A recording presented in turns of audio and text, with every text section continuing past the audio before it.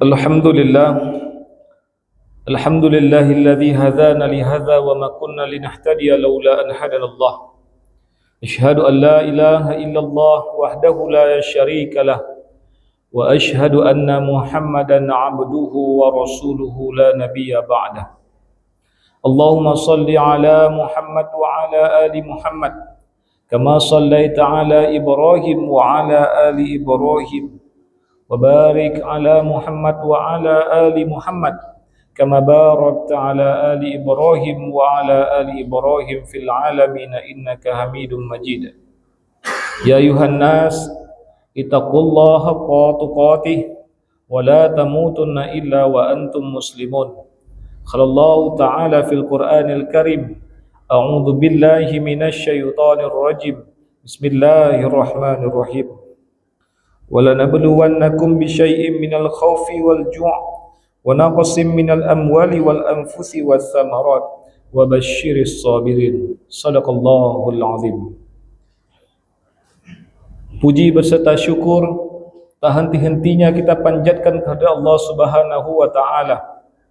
Segala bentuk nikmat, rahmat dan hidayahnya yang telah diberikan kepada kita semua, sehingga tidak ada tempat untuk terus mewujudkan rasa syukur ini hanya kepada Allah Subhanahu wa taala. Berbagai nikmat Allah berikan kepada kita. Allah berikan kita nikmat dengan betul-betul sehat tubuh yang kita miliki. Memiliki nikmat dengan pemikiran yang sehat di dalam jiwa dan batin kita. Allah berikan kita nikmat bagaimana banyaknya waktu yang bisa kita luangkan dengan hal-hal yang baik. Sehingga dengan waktu yang luas ini juga yang mendekatkan diri kita kepada Allah Subhanahu wa taala. Yang paling penting nikmat yang Allah berikan, bagaimana Allah memberikan segala bentuk nilai kehidupan kepada kita semua sampai dengan detik ini. Bagaimana kita masih dapat menghirup udara yang segar, kita masih dapat menikmati suasana alam yang luar biasa asrinya. Bagaimana kita masih bisa berinteraksi dengan orang-orang yang ada di sekitar kita, masih berkasih sayang dengan keluarga dan sanak famili kita. Dan itu adalah bagian dari nikmat terbesar yang Allah berikan kepada kita. Maka tak kala Allah tarik nikmat kehidupan ini, Allah tarik nikmat yang kami sebutkan tadi, maka segala apapun urusan kita di muka bumi ini akan berakhir dan kita akan terus menghadap Allah Subhanahu wa taala. Maka di saat kita masih Allah berikan nikmat, waktu dan kesempatan, gunakanlah ini dengan sebaik-baiknya. Syukuri ini dengan sebaik-baiknya. Bagaimana kita mensyukuri ini? Dengan segala bentuk perilaku-perilaku yang penuh dengan nilai-nilai kebaikan yang terus mendekatkan diri kita kepada Allah Subhanahu wa taala. Bukan sebaliknya. Bagaimana nikmat yang telah Allah berikan malah kita sia-siakan dengan aktivitas yang penuh dengan kesia-siaan, yang segala bentuk perilaku yang jauh daripada Allah perintahkan kepada kita, sehingga kehidupan kita bernilai sia-sia di mata Allah Subhanahu wa taala. Salawat beriringkan salam kepada Nabi besar Muhammad sallallahu alaihi wasallam, Nabi yang telah membawa kita umatnya dari alam jahiliyah ke alam yang Islamiyah, Nabi yang telah menjadikan kita hidup dengan peradaban-peradaban yang penuh dengan kebaikan dan jauh dari segala bentuk peradaban-peradaban jahiliyah pada masa-masa yang lalu. Dan Nabi yang telah memuliakan kita sebagai umatnya. Bagaimana kita umat Rasulullah SAW akan menjadi satu-satunya umat yang mendapatkan syafaat di hari akhir nanti. Dan segala bentuk syafaat ini tentunya dengan kedekatan kita kepada baginda Rasulullah SAW dengan terus bersalawat kepada beliau. Sidang jamaah yang dirahmati Allah Subhanahu wa taala, mendahului dari khutbah Jumat pada hari ini, khatib mengajak kita semua untuk terus meningkatkan keimanan dan ketakwaan kita kepada Allah Subhanahu wa taala. Di saat kita diberikan kehidupan ini, maka semata-mata sebagai tugas pokok kita adalah bagaimana kita terus beribadah kepada Allah Subhanahu wa taala. Mengimani segala apa yang telah kita jalankan, mengimani segala perihal spiritual yang telah kita tanamkan di hati kita, dan tentunya kita diarahkan untuk menjadi orang-orang yang bertakwa kepada Allah Subhanahu wa taala. Bukan hanya semata menjalankan yang Allah perintahkan dan menjauhi segala apa yang Allah larang, tapi takwa juga bagaimana kita ditunduk untuk patuh patuh terhadap segala bentuk nilai-nilai kebaikan yang Allah perintahkan, dan juga patuh untuk terus menghindari segala hal-hal yang tidak baik yang diperintahkan oleh Allah untuk kita jauhkan. Maka oleh sebab itu, keimanan dan ketakwaan kita hanya semata-mata menjadi sebuah modal utama, bekal kita di hari akhir kelak. Sehingga hanya inilah yang dapat kita bawa nanti. Segala apa yang kita harap dapatkan di muka bumi ini hari ini, tidak akan kita bawa mati, kecuali dari amal-amalan kita dan juga keimanan dan ketakwaan kita kepada Allah Subhanahu wa taala. Sidang jamaah yang dirahmati Allah Subhanahu wa taala. Allah Subhanahu wa taala memberikan siklus kehidupan kita dengan penuh warna. Allah memberikan dua sisi yang berbeda di dalam setiap kehidupan yang kita jalankan. Allah memberikan sebuah kesenangan, Allah memberikan sebuah kebahagiaan. Di sisi lain, Allah juga mengaruniakan kepada kita sebuah sisi di mana ketidakbaikan ataupun kesedihan yang akan kita dapatkan. Ada dua mata uang yang terus mengalir di dalam kehidupan kita. Ada baik, ada buruk, ada putih, ada hitam. Ada bahagia kita, terkadang ada kesedihan yang kita jalankan. Ada Allah berikan sebuah kelapangan, terkadang Allah juga berikan sebuah kesempitan.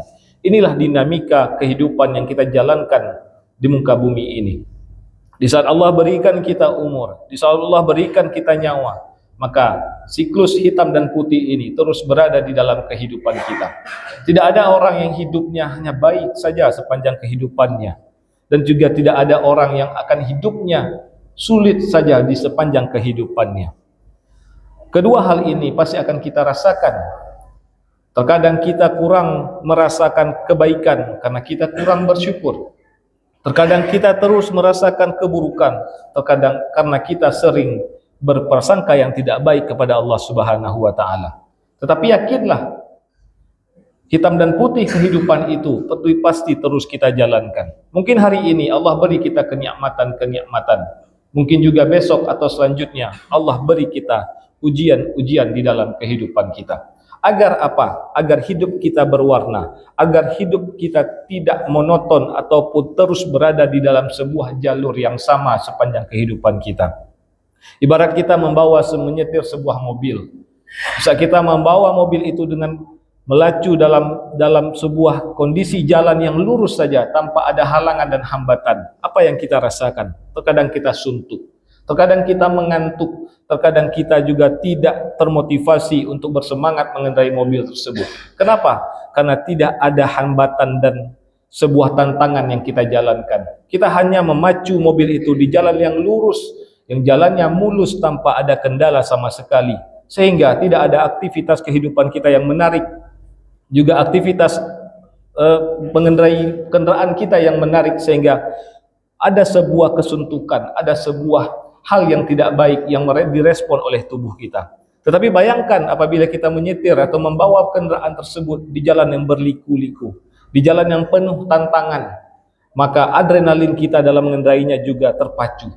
Kita tidak suntuk, kita tidak merasa bosan, tetapi kita merasa bahwa ada sesuatu hal yang harus kita lewati dengan segala lika-liku perjalanan yang kita hadapi tersebut.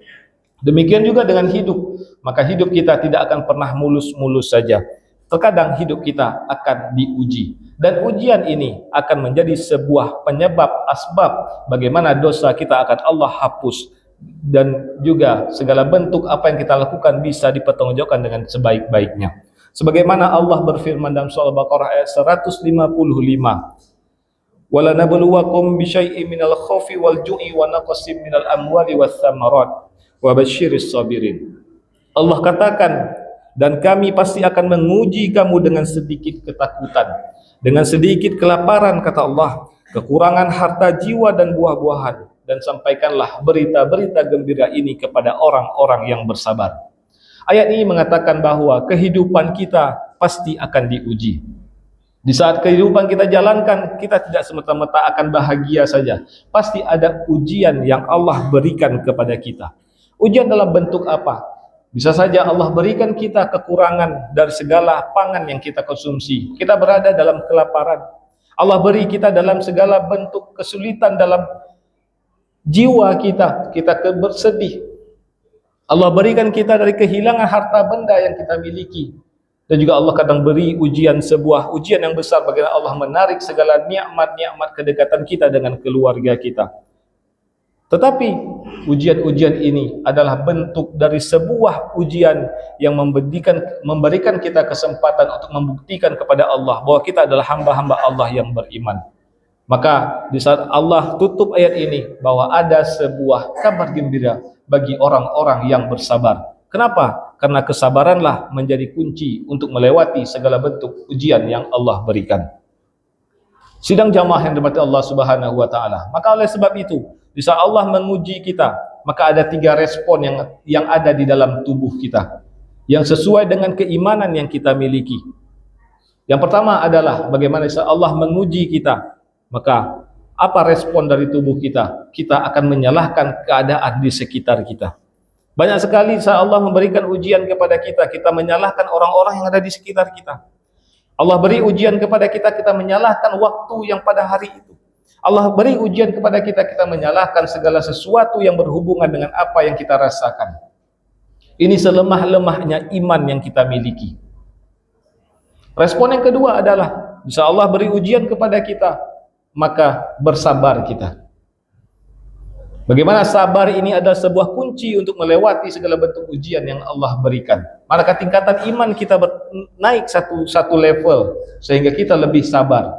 Dengan kesabaran, maka bukan kita pasrah terhadap ujian yang Allah berikan, tetapi kita yakin bahwa di balik ujian-ujian yang Allah berikan itu ada segala bentuk kenikmatan-kenikmatan yang jauh lebih besar lagi ke depannya. Dan ujian adalah bagian dari nikmat-nikmat yang telah Allah berikan. Maka dengan sabar, terkadang kita lebih menghadapi ujian itu dengan lapang dada, dengan segala bentuk rasionalitas dalam berfikir kita, sehingga ujian tidak menurunkan semangat kita, malah lebih menegakkan atau menguatkan semangat kita untuk dekat kepada Allah Subhanahu wa taala.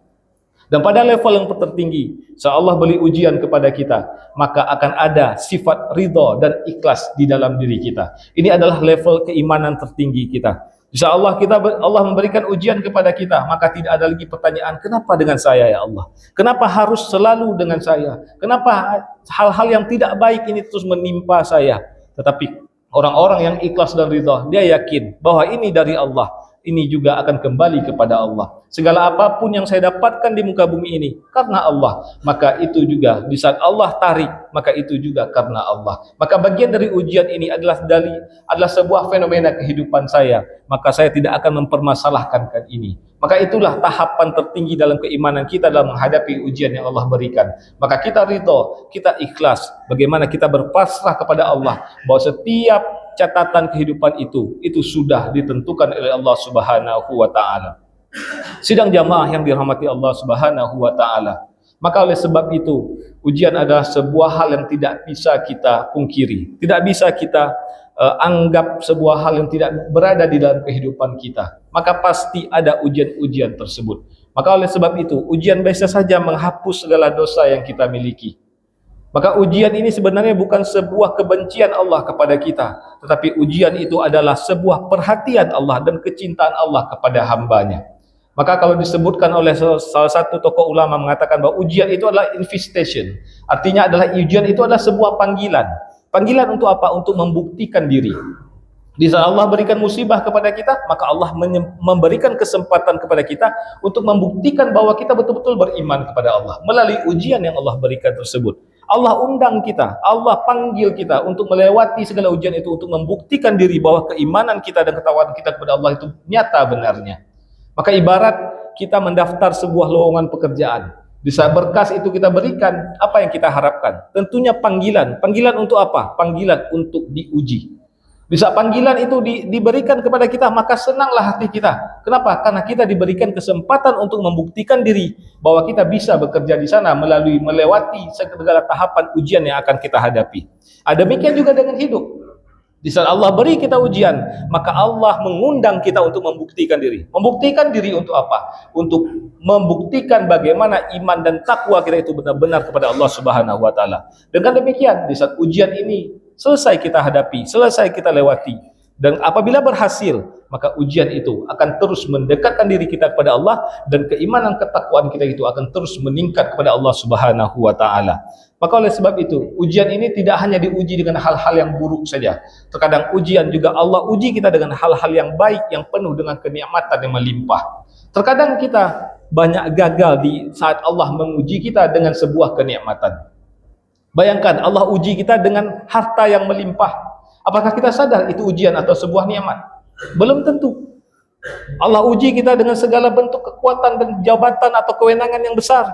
Terkadang kita gagal dengan ujian itu, malah jabatan dan kewenangan itu kita lakukan dengan semena-mena, sehingga kita tidak lewat atas ujian Allah. Dan juga ujian ini bukan dari kita saja. Terkadang diri kita sendiri bisa menjadi ujian bagi orang lain. Di saat orang tidak sedang aman-aman saja hidupnya, datang kita, maka kedatangan kita itu bisa saja menjadi ujian bagi orang yang kita datangi. Bisa saja dengan kehadiran kita itu bisa menjadi ujian bagi orang lain. Terkadang dia suntuk melihat kita, terkadang dia tidak suka melihat kita, maka Allah uji kita, Allah uji orang lain melalui diri kita sendiri. Maka inilah fenomena ujian di dalam kehidupan kita. Maka oleh sebab itu, kita maknai ujian ini sebagai sebuah rahmat yang besar yang Allah berikan, dan manfaatkan itu dengan sebaik-baiknya, agar kita bisa lulus dari ujian yang Allah berikan, dan juga ujian-ujian ini bisa menghapus segala dosa yang kita miliki. Mudah-mudahan kita menjadi hamba Allah yang terus beriman dan bertakwa kepada Allah, yang terus bisa melewati segala bentuk dinamika kehidupan ini. Hitam putih kehidupan itu pasti, maka kita jalankan dengan sebaik-baiknya, tentunya dengan nikmat dan rahmat yang telah Allah berikan kepada kita. Dan jangan sia-siakan nikmat-nikmat itu. Hari ini Allah beri kita kesempatan hidup, maka berbuat baiklah yang banyak.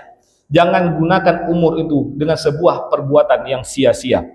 Hari ini Allah beri kita kesempatan kesehatan yang kuat, maka kesehatan itu gunakan dengan sebaik-baiknya. Jangan nanti waktu sakit kita menyesal, karena dulu waktu kita sehat kita tidak berbuat yang baik. Bisa Allah beri kita hari ini kesempatan waktu, maka gunakan waktu itu juga dengan seefektif mungkin. Jangan sampai nanti di saat kita sudah tidak memiliki waktu untuk berbuat baik, kita menyesal bahwa kita telah menyia-nyiakan waktu di dalam kehidupan kita. Mudah-mudahan ini menjadi sebuah masukan dan tambahan wejangan bagi kita semua, sehingga kita terus mendekatkan diri kita kepada Allah melalui ibadah-ibadah kita, yang tentunya melewati segala bentuk ujian dengan sebaik-baiknya. Ujian itu bukan kebencian, tapi ujian itu adalah sebuah proses untuk menghapus dosa-dosa kita dan membuktikan bahwa diri kita betul-betul kepada Allah Subhanahu wa taala. Barakallahu wa lakum fil Qur'anil azim, wa nafa'ani wa iyyakum bima fihi minal ayati wa dzikril hakim, wa taqabbala minni tilawatahu innahu huwas samiul alim.